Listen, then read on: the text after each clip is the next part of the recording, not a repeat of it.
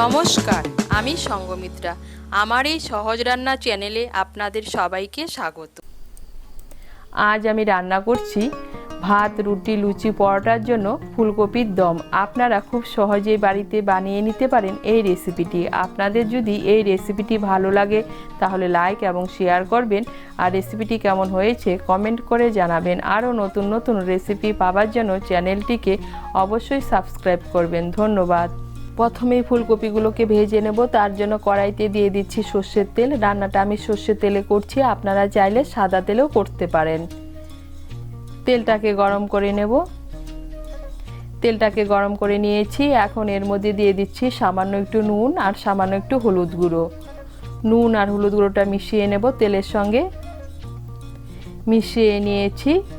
এখন এর মধ্যে দিয়ে দিচ্ছি ভাপিয়ে রাখা ফুলকপির টুকরোগুলো। এখানে আমি একটা মাঝারি সাইজের ফুলকপি নিয়েছি। ফুলকপির টুকরোগুলোকে সামান্য একটু নুন দিয়ে হালকা করে ভাপিয়ে নিয়েছি। ফুলকপির টুকরোগুলোকে তেলের সঙ্গে ভালো করে মিশিয়ে নেব। এখন ঢাকা চাপা দিয়ে ফুলকপিগুলোকে লাল করে ভেজে নেব। এই দেখুন, ফুলকপিগুলোকে লাল করে ভেজে নিয়েছি। এখন আমি ফুলকপিগুলোকে তুলে নিচ্ছি। ফুলকপি ভাজার পর কড়াইতে দিয়ে দিচ্ছি আরও 1 টেবিল স্পুন সর্ষের তেল। এখন এর মধ্যে দিয়ে দিচ্ছি একটা তেজপাতা, একটা শুকনো লঙ্কা, 1/4 টিস্পুন গোটা জিরে আর গোটা গরম মশলা। গোটা গরম মশলার মধ্যে নিয়েছি এলাচ, লবঙ্গ আর দারচিনি। এলাচের মুখগুলো একটু ফাটিয়ে দিয়েছি। ফোড়নটা দিয়ে একটু নাড়াচাড়া করে নিয়ে এর মধ্যে দিয়ে দিচ্ছি আদা বাটা আর কাঁচা লঙ্কা বাটা। এর মধ্যে দিয়ে দিচ্ছি 1 টিস্পুন আদা বাটা আর 4টে কাঁচা লঙ্কা বাটা। ঝালটা আপনারা আপনাদের স্বাদ মতো দেবেন।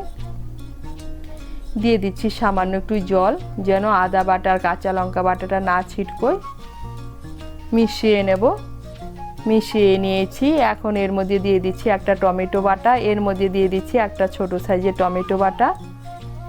টমেটো বাটাটাকেও মিশিয়ে নিয়ে একটু নাড়াচাড়া করে নেব। মিশিয়ে নিয়ে একটু নাড়াচাড়া করে নিয়েছি। এখন এর মধ্যে দিয়ে দিচ্ছি 1/2 টিস্পুন হলুদ গুঁড়ো, 1 টিস্পুন ধনে গুঁড়ো, 1/2 টিস্পুন জিরে গুঁড়ো আর 1/2 টিস্পুন কাশ্মীরি লঙ্কার গুঁড়ো। দিয়ে দিচ্ছি স্বাদ মতো নুন। মিশিয়ে নেব। মিশিয়ে নিয়ে মশলাটাকে ভালো করে কষিয়ে নেব। এই দেখুন, মশলাটাকে ভালো করে কষিয়ে নিয়েছি। মশলার থেকে তেল ছেড়ে দিয়েছে, তার মানে মশলাটা ভালো করে কষানো হয়ে গিয়েছে। এখন এর মধ্যে দিয়ে দিচ্ছি টক দই। এর মধ্যে দিয়ে দিচ্ছি 2 টেবিল স্পুন টক দই। টক দইটাকে আমি ভালো করে ফেটিয়ে নিয়েছি। এখন আঁচটাকে মিডিয়াম করে টক দইটাকে মিশিয়ে মশলাটাকে আবার ভালো করে কষিয়ে নেব।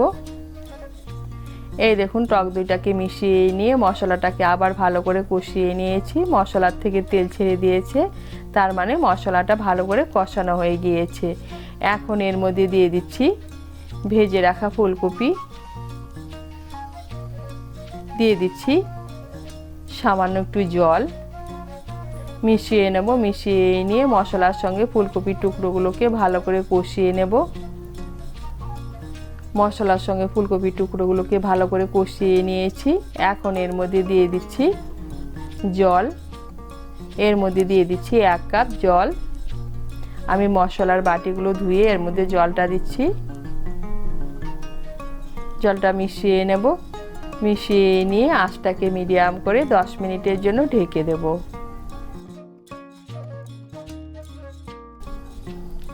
আঁচটাকে মিডিয়াম করে 10 মিনিটের জন্য ঢেকে দিয়েছিলাম। এই দেখুন, ফুলকপিগুলো পুরোপুরি সেদ্ধ হয়ে গিয়েছে।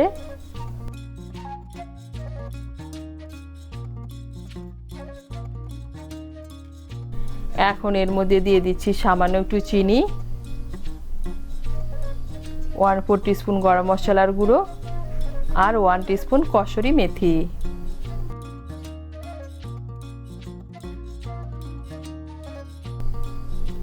মিশিয়ে নেব। মিশিয়ে নিয়ে আঁচটাকে বাড়িয়ে আরও 1 মিনিটের মতো রান্না করে নেব।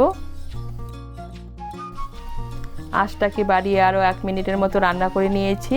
এখন এর মধ্যে দিয়ে দিচ্ছি চিড়ে রাখা 2টো কাঁচা লঙ্কা, আর অল্প ধনেপাতা কুচি। ধনেপাতা কুচি মিশিয়ে নিলেই তৈরি ফুলকপির দম। আপনারা খুব সহজেই বাড়িতে ভাত, রুটি, লুচি, পরোটার জন্য বানিয়ে নিতে পারেন এই রেসিপিটি। এটি খেতে কিন্তু অসাধারণ লাগে। এখন আমি গ্যাসটা বন্ধ করে 2 মিনিটের জন্য ঢেকে রেখে দেব। 2 মিনিট পর ঢাকনা খুলে পরিবেশন করব।